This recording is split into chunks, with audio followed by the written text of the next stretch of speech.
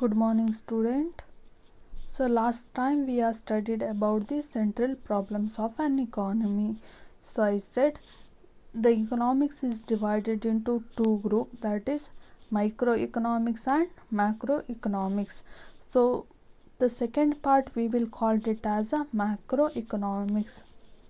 In first part under microeconomics under chapter 1 we already studied about the first concept, that is central problem of economy or the basic problem of economy.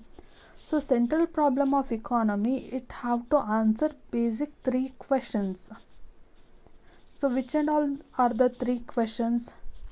First one, what to produce, which and all the goods and services that government have to produce, that will comes under what to produce, whether it have to produce military product, military items, or whether it have to produce agriculture product or basic requirements.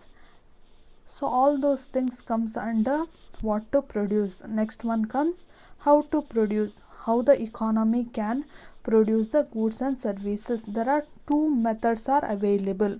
One we will call it as a capital, another one is labor.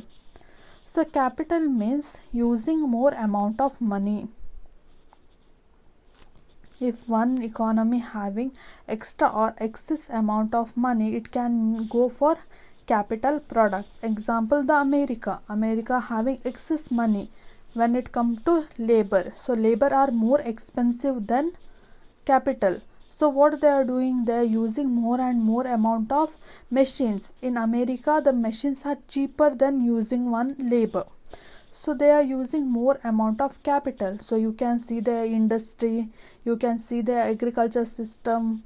When they are going for agriculture production, they are using more amount of capital, that is more amount of machinery, equipment, all those things. But when it come to India, we are having labor are more cheaper than the capital.